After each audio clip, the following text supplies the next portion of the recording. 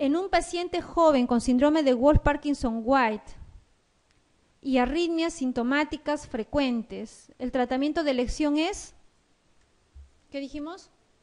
Ablación. Por más que le pongan aquí todos los fármacos, ablación. Ese es el término, ese es el tratamiento definitivo para un paciente con Wolff-Parkinson-White. Y vamos a tener el otro síndrome de preexcitación, que es Longano-Levine, que también existe aquí la presencia de un PR corto, de un intervalo PR corto, pero la característica del complejo QRS es que es un QRS estrecho, normal. No tiene la presencia de onda delta, y en esos pacientes puede, como no puede haber, también la presencia de taquiarritmias paroxísticas. La preexcitación se produce desde la aurícula hacia el haz de His, no, o sea, es en la porción más baja del ventrículo, no en la porción más alta, no va desde la espolarización ventricular.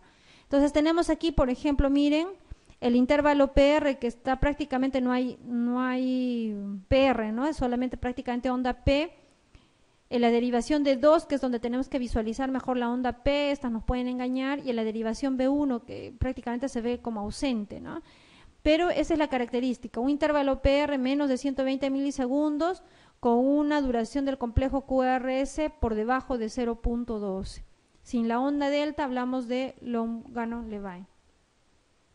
Las características importantes es de que la frecuencia cardíaca también es como en el Wolff-Parkinson, va a ser de 60-80, no hay tendencia ni a la bradicardia ni a la taquicardia, o sea, se comporta el paciente de una forma prácticamente normal, ¿no? Aquí la alternativa, en el caso de que un paciente presentara fibrilación auricular, miren, los pacientes con síndrome de preexcitación en general, sea Wolff-Parkinson o Longano, en Wolff-Parkinson la más frecuente es las taquicardias, las TPCVs, ¿no es cierto? Como les mencioné, ¿pueden hacer también fibrilación auricular? También pueden hacer fibrilación auricular en un menor porcentaje.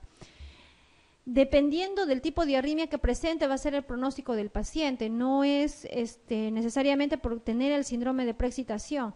Por ejemplo, si es un paciente con fibrilación auricular pero de base tiene un Longano-Levine, al paciente se le maneja como fibrilación auricular, no en el momento como por el síndrome de preexcitación que tiene. Si en ese momento presenta un TPCV, lo vamos a tratar como TPCV, claro, teniendo todas las precauciones que ya vamos a mencionar en el caso de Wolff-Parkinson, pero lo que vamos es que la estratificación de riesgo de un paciente que tenga fibrilación auricular es independientemente de la patología de base que tenga. Entonces aquí la fibrilación auricular en pacientes con síndrome de Longano es muy frecuente, es lenta, es benigna, no, la fibrilación auricular nunca es benigna. Puede ser lenta, sí, pero eso se da en cualquier paciente, no específicamente en Longano-Levine, no es muy frecuente. Los complejos QRS son rápidos, arrítmicos y morfología cambiante, ninguna es cierta. Como en cualquier arritmia, fibrilación auricular, son arrítmicos, la morfología cambia en los pacientes con fibrilación auricular, los complejos QRS, como vamos a ver en las diapositivas posteriores, ¿ya? Entonces vamos a tener, para volver a recalcar, las taquiarritmias supraventriculares con QRS estrecho. Aquí está mejor la clasificación y para que ustedes también lo repasen bien en casa. Las taquicardias supraventriculares con QRS estrecho, vamos a tener las taquicardias paroxísticas de la unión, que es la más frecuente en un 50%. La presencia de vía anómala por un haz accesorio, que son las taquicardias de reentrada, que es un 30%, y las taquicardias auriculares, que se presentan en un 8%. La taquicardia paroxística supraventricular es la arritmia más frecuente que existe. Esta arritmia, si bien es cierto es la más frecuente, también es la más benigna. Se presenta muy frecuentemente también en mujeres, y en mujeres en realidad muchas veces incluso ni se trata, depende de la frecuencia en la que se presente en 24 horas a través de un estudio que se llama estudio Holter. Por lo general no están asociados a ningún tipo de cardiopatía estructural. Esa es la forma más frecuente, que no se asocia a una cardiopatía estructural, pero algunas veces puede estar asociada a algún tipo de enfermedad. Dentro de las enfermedades cardíacas en las personas más jóvenes, sobre todo mujeres jóvenes, tenemos el prolapso de válvula mitral. Mujer joven, delgada, que presenta palpitaciones, se hace un Holter, se encuentra el TPCV y al hacer la ecocardiografía podemos encontrar algún grado de prolapso de válvula mitral. ¿Cuál es el tratamiento? dependiendo de la cantidad que se presente en el lapso de 24 horas. Muchas veces no se trata. El hipertiroidismo, que es una enfermedad metabólica que también puede ocasionar este tipo de arritmias. En realidad el hipertiroidismo en el corazón causa muchos problemas, no es la única arritmia que causa, puede ocasionar TPCV, puede ocasionar fibrilación auricular, puede ocasionar cardiopatía estructural, también con dilatación de los ventrículos, de las aurículas, y puede ocasionar finalmente también falla cardíaca, aún no existiendo una patología estructural cardíaca, ¿no? Y el hipertiroidismo, ¿cómo causa la falla cardíaca aguda? Como vimos en la clase anterior, básicamente por un alto gasto, un incremento del gasto cardíaco, ¿no? Sin existir cardiopatía estructural. Pero en lo que nos interesa ahora, que vienen a ser las arritmias, es causante también de TPCV y también causante de fibrilación auricular. La insuficiencia coronaria de origen aterosclerótico, la cardiopatía hipertensiva, que también puede ocasionar fibrilación auricular, las miocardiopatías en general y también la pericarditis.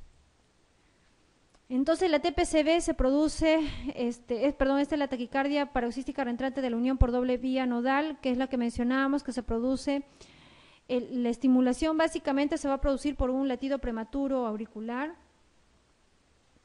lo que llamamos ectopia auricular, y la cual va a encontrar a un haz, en este caso la onda alfa con su periodo refractario corto, y que la transmisión por aquí es de manera lenta, le encuentra en su periodo refractario y se produce finalmente la despolarización, estimulando al ventrículo y originando finalmente la arritmia cardíaca.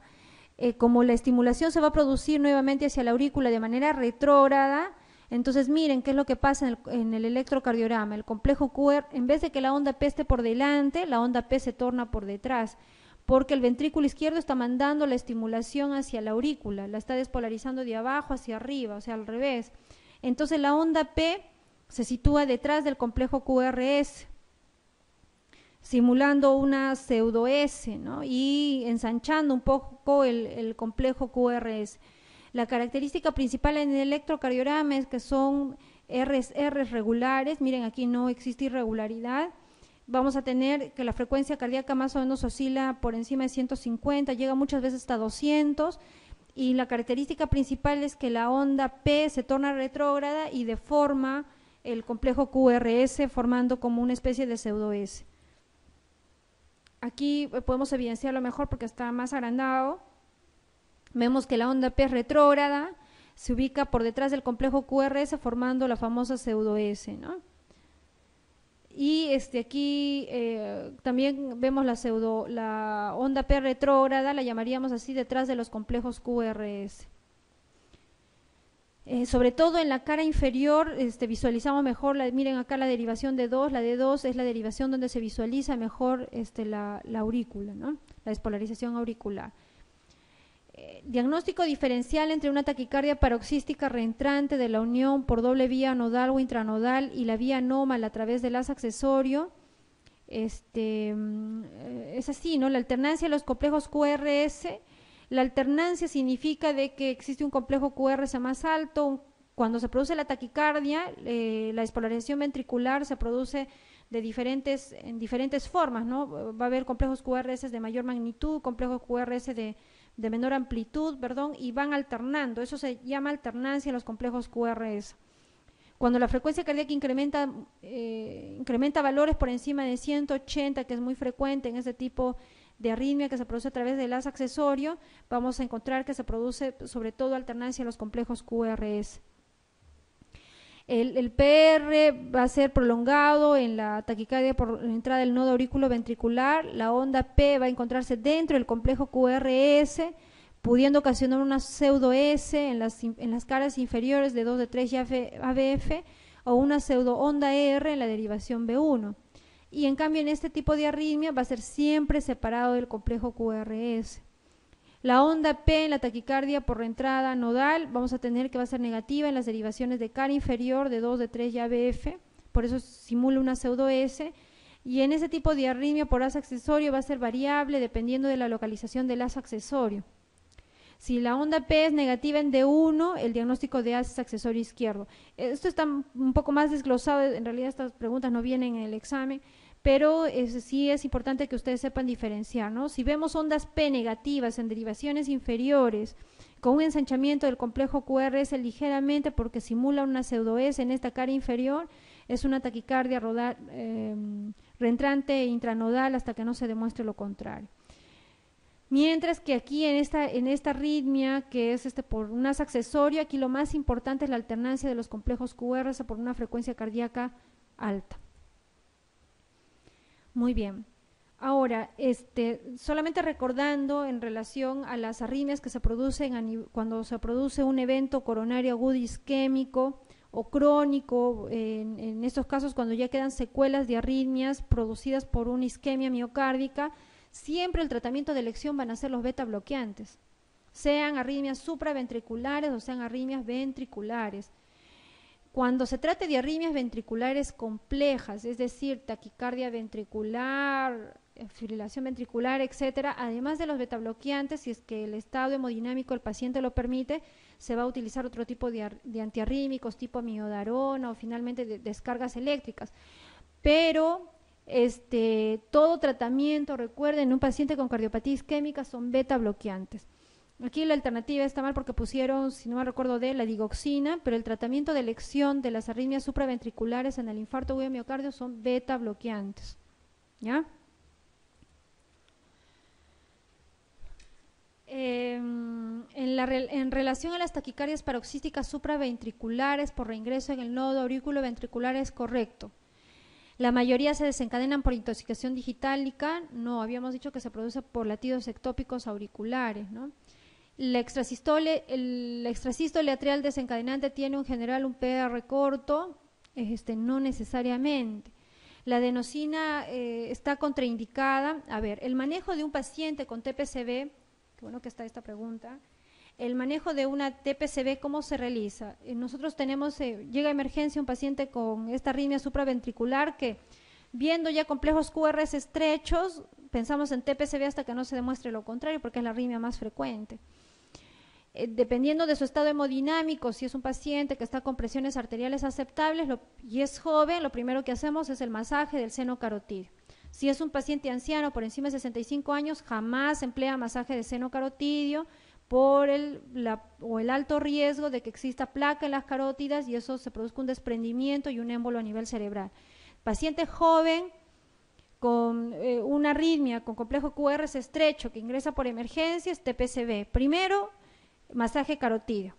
Al no haber una respuesta, obviamente está frente a un monitor, vamos masajeando y vamos viendo en el monitor hasta que vaya entrando en su ritmo sinusal. No hay respuesta al masaje carotídeo, que utilizamos adenosina, es la segunda alternativa.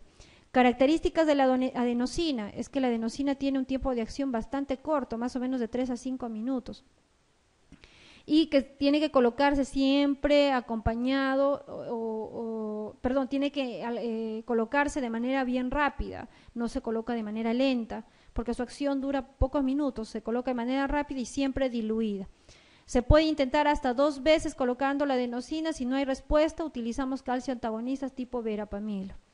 Entonces, es la primera opción siempre la adenosina, pero también dentro de primera línea podemos emplear verapamilo, en realidad es lo que tengamos en emergencia. Ambas resuelven este tipo de arritmia. Lo que hay que tener en consideración siempre es que si es un paciente que tiene de base Wolff-Parkinson-White y viene con este tipo de arritmia, colocamos verapamilo, podemos empeorar la arritmia. Recuerden que en el Wolff-Parkinson-White está contraindicado el verapamilo, eso también es pregunta muy frecuente. Muy bien, entonces aquí la respuesta sería, si el masaje carotídeo y la corrección de la hipotensión no son eficaces, el fármaco de primera elección viene a ser el verapamilo.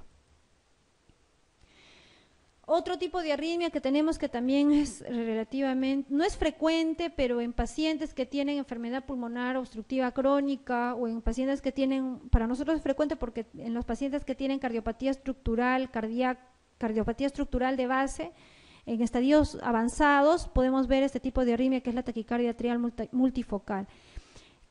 Como su nombre dice, miren, a ver, taquicardia atrial multifocal significa que la estimulación se produce a nivel del atrio y que se produce en diferentes focos. Por lo tanto, ¿cómo serán las morfologías de la onda P? Diferentes, porque se producen en diferentes focos. Entonces, como vemos aquí, todas las ondas P son de características diferentes. Aquí ya no hay onda P, de características diferentes, ¿no? Otra de las características importantes de esta arritmia es que por lo general no va solamente como taquicardia atrial, sino de manera intermitente, puede ir con fibrilación auricular, como vemos aquí en estos dos latiditos que acá ya empiezan a fibrilar, luego vuelve a entrar a taquicardia atrial multifocal. Es una arritmia en la que vamos a encontrar diferentes morfologías de la onda P, por lo menos 3 morfologías diferentes en una misma derivación. ¿Cómo vemos la onda P? Las ondas P, la distancia entre P y P van a ser irregulares, o entre R y R también van a ser irregulares. Importante en el trazado electrocardiográfico es ver que este intervalo PR o este PR siempre es isoeléctrico, porque recuerden que en la fibrilación auricular no vamos a encontrar este PR isoeléctrico, ¿no? Aquí vamos a ver que el PR tiene la línea isoeléctrica que es característica de esta taquicardia atrial. La frecuencia entre las ondas P van a variar entre 100 y 130 latidos por minuto. Lo más frecuente es que la conducción sea 1-1, que significa una onda P seguida de un QRS, onda P seguida de un QRS. Las distancias entre PP, la distancia entre PR y las RR van a ser variables. Variables es lógico porque el origen de esta arritmia es en diferentes focos a nivel de la aurícula derecha o la aurícula izquierda. Siempre, por lo general, mejor dicho, va acompañada de otro tipo de arritmias como la fibrilación auricular y el aleteo, la taquicardia auricular ectópica, taquicardia sinusal. O sea, es una arritmia que se presenta con otro tipo de arritmias de manera asociada. Y importante también señalar que esta puede progresar fácilmente a fibrilación auricular. Qué importante es distinguir una taquicardia auricular multifocal de una fibrilación auricular porque el manejo ya se torna diferente, ¿no? En una de ellas vamos a requerir anticoagulación, que va a ser en la fibrilación, mientras que en esa taquicardia atrial, por ejemplo, no va a requerir anticoagulación. Y eventualmente presencia de periodos intermitentes de FA o aleteo concomitantes, como ya mencionamos. ¿Cuáles son? A ver, más o menos vamos a hacer las características entre la taquicardia auricular multifocal y la fibrilación auricular. Dentro de todas estas características, ¿cuál sería la más importante? Vendría a ser esa línea isoeléctrica en realidad, que distingue la línea isoeléctrica si está presente en la taquicardia auricular, mientras que en la fibrilación auricular no está presente la línea isoeléctrica. La onda P es otra característica porque no vamos a tener onda P en la fibrilación auricular, van a ser ondas F de fibrilación, su frecuencia cardíaca es bien alta, 400 a 700 latidos por minuto, pero de las ondas de fibrilación. Lo que nos interesa cuando nosotros evaluamos un paciente con fibrilación es la respuesta ventricular, hasta cuánto llegan los latidos, pero de los complejos QRS. Y las ondas P en la taquicardia auricular multifocal tiene más de 3 morfologías en una misma derivación con una frecuencia entre 100 y 130 latidos por minuto. La conducción es 1-1, en la fibrilación auricular por lo general hay un mecanismo en el cual se bloquea esta conducción felizmente, y por lo general la transmisión nunca es 1-1, puede ser 2-1, 3-1, 4-1, 5-1, etc. ¿Okay? Muy bien. Las taquicardias atriales ectópicas o no reentrantes presentan las características siguientes, excepto las taquicardias atriales ectópicas o no reentrantes, presentan las características siguientes, excepto puede ser desencadenada por fármacos adrenérgicos y teofilinas, son desencadenadas por intoxicación digital, desencadenadas por hipercalemia. El tratamiento de elección consiste en fármacos que aumenten el periodo refractario relativo y depriman la conducción nodal, pueden surgir en el curso de enfermedades pulmonares o cardíacas severas. En realidad aquí, si estas fueran taquicardias atriales multifocales, sí podríamos utilizar o podríamos pensar en esta alternativa en que cursan con enfermedades pulmonares o cardíacas severas, que el tratamiento puede consistir en aumentar el periodo refractario relativo y deprimir la conducción nodal. Se desencadenan también por intoxicación digitálica, también por adrenérgicos y teofilinas, ¿no? Si es que estamos hablando aquí de taquicardias atriales ectópicas y las multifocales, o sea, ambos pueden ser desencadenadas por este tipo de medicamentos, de fármacos, los adrenérgicos y la teofilina. Recuerden que los pacientes asmáticos y con enfermedades pulmonares obstructivas crónicas son usuarios de este tipo de fármacos y estos son los causantes muchas veces en desencadenar este tipo de trastornos.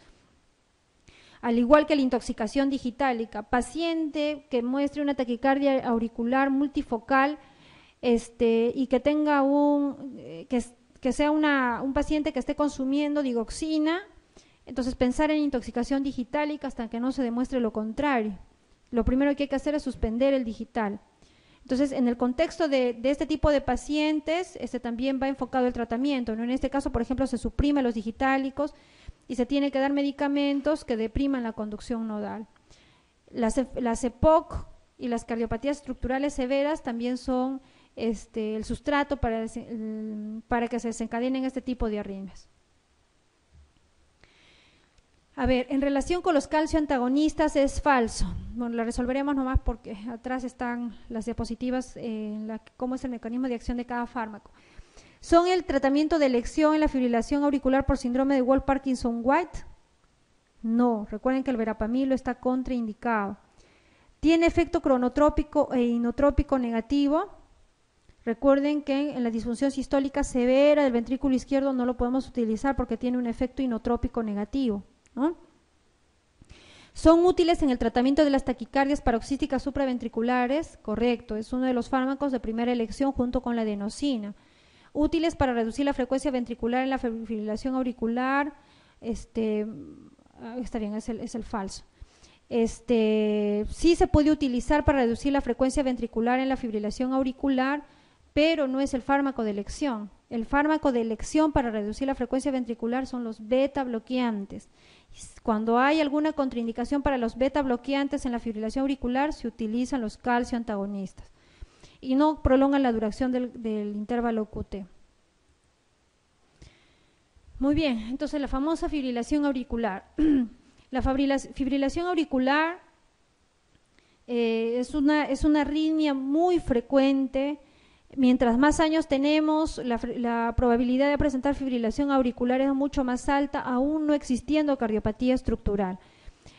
Puede estar dentro del contexto de una cardiopatía estructural como la cardiopatía hipertensiva, las miocardiopatías, las miocarditis, las alteraciones valvulares. Cualquier persona puede tener fibrilación auricular, eso también ténganlo presente, no necesariamente tienen que ser un paciente cardiópata. Más o menos en promedio, alrededor de los 85 años, casi el 90% de la población va a presentar fibrilación auricular. Entonces, se convierte en una enfermedad de alta prevalencia que tiene dos principales complicaciones, ¿no? La principal complicación, y que también va a ser una de las prioridades para el tratamiento, es que justamente la conducción de la aurícula hacia el ventrículo tenga una respuesta lenta, no sea con una frecuencia cardíaca alta. ¿Qué significa?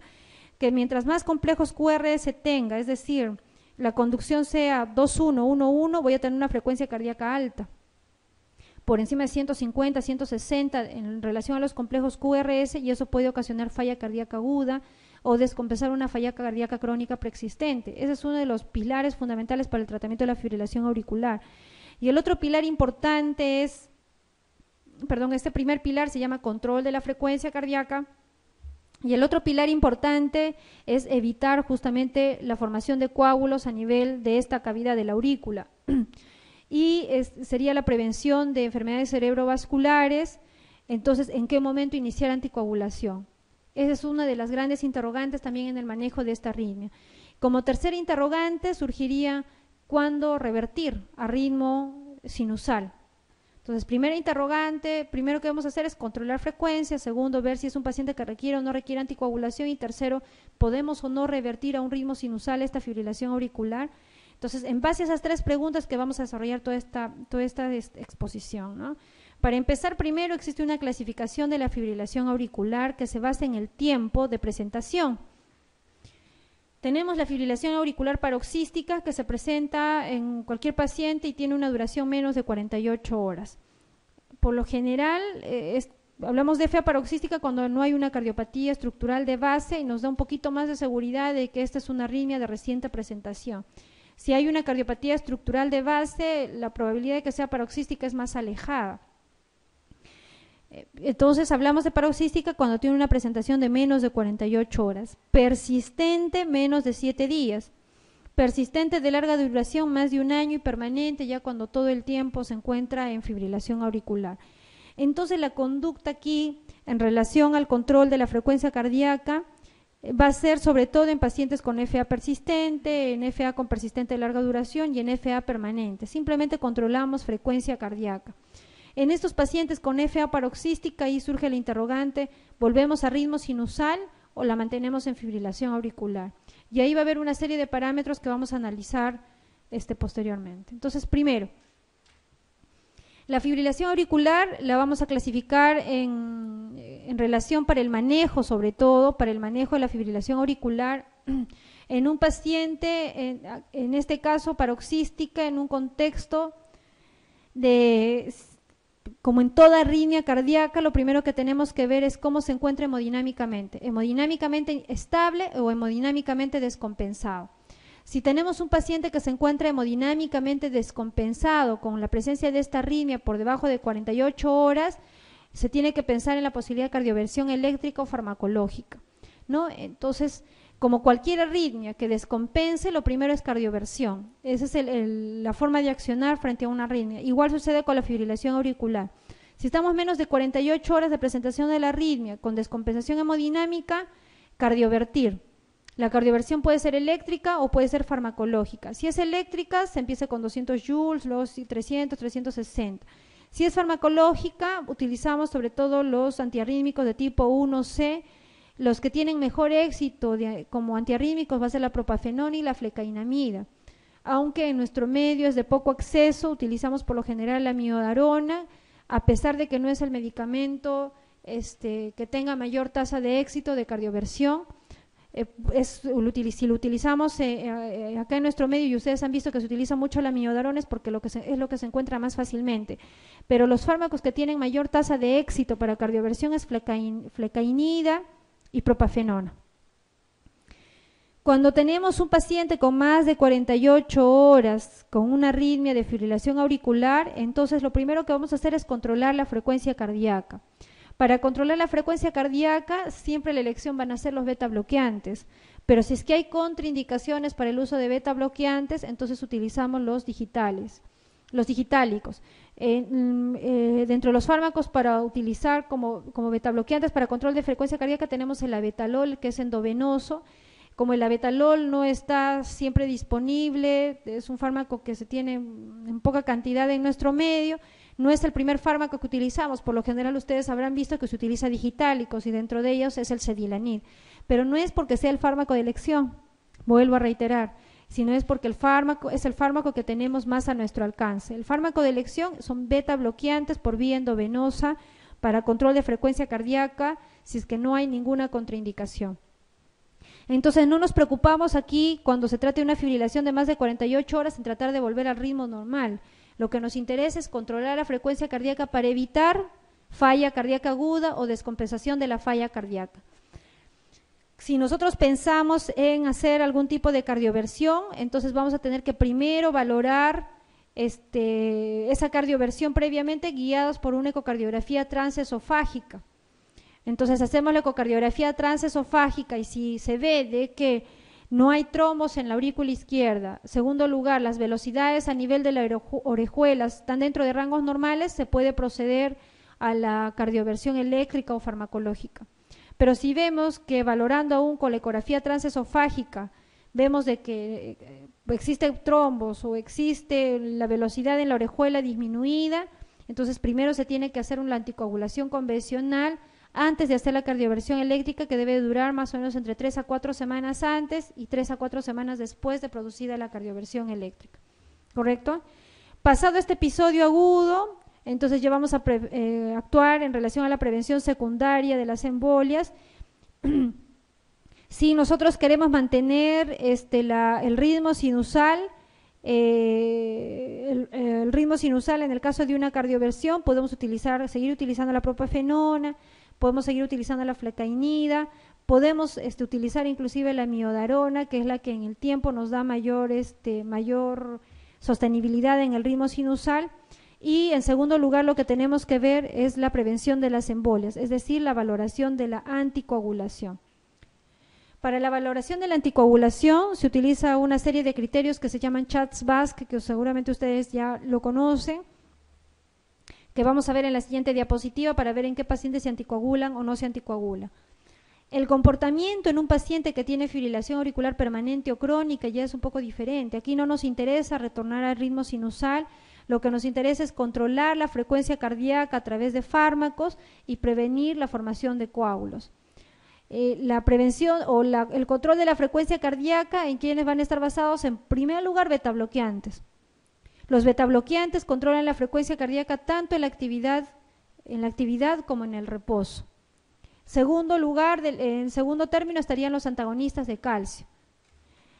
La digoxina se señala aquí, la digoxina sí sería un fármaco que podríamos elegir en pacientes específicos. Por ejemplo, aquellos pacientes que solo queremos controlar la frecuencia cardíaca en el reposo, más no en el ejercicio. La digoxina no controla la frecuencia cardíaca en el ejercicio, solo controla en el reposo. Y otra característica es que como tiene un efecto inotrópico positivo, podemos utilizar en pacientes con disfunción sistólica severa del ventrículo izquierdo porque va a mejorar la función de bomba. Los antagonistas de calcio contraindicados en pacientes con disfunción sistólica severa del ventrículo izquierdo, eso recuérdenlo siempre. ¿Ya? Entonces tenemos estas tres opciones de fármacos, vuelvo a reiterar, siempre el número 1 va a ser aquí los beta bloqueantes. ¿En qué pacientes sí o sí se deben anticoagular sin necesidad de que tengamos que estar haciéndole una escala de Chasles-Basque ni nada? Sobre todo pacientes mayores de 75 años, mujeres, pacientes en falla cardíaca con una fracción de eyección por debajo del 35%. Los hipertensos aumentan la probabilidad de anticoagulación, las enfermedades valvulares y las prótesis valvulares, todos ellos se anticoagulan. Y algo importante es que, como vamos a ver en las diapositivas posteriores, han salido una serie de nuevos anticoagulantes, pero las prótesis valvulares se siguen anticoagulando con warfarina, siempre, warfarina. Aquí no hay la participación de los anticoagulantes modernos. Puede surgir la pregunta, paciente con fibrilación auricular, portador de una prótesis de válvula mitral, requiere anticoagulación y les ponen alternativas, dabigatran, dabigatran, warfarina, etcétera. Entonces ustedes, paciente con prótesis valvular, siempre es warfarina. Ahí no hay ni siquiera que pensar, ¿ya? Los trombos intracavitarios persistentes se anticoagulan, el antecedente ya de tromboembolismo pulmonar o que se exprese a través de una enfermedad cerebrovascular también se anticoagula. Pacientes mayores de 60 años con diabetes o enfermedad coronaria ya cumplen el criterio de anticoagulación y no se da nada en realidad porque los estudios han demostrado que la antiagregación o dar nada causan el mismo efecto, tienen el mismo efecto, la misma respuesta, es en los pacientes menores de 60 años. Menores de 60 años, sin cardiopatía estructural, sin antecedente de riesgo importante, con fibrilación auricular, no se le da nada para prevenir la coagulación o para prevenir, la tromboembolia, pero sí obviamente se controla la frecuencia cardíaca, ¿correcto? Eso también tienen que tenerlo bien en claro.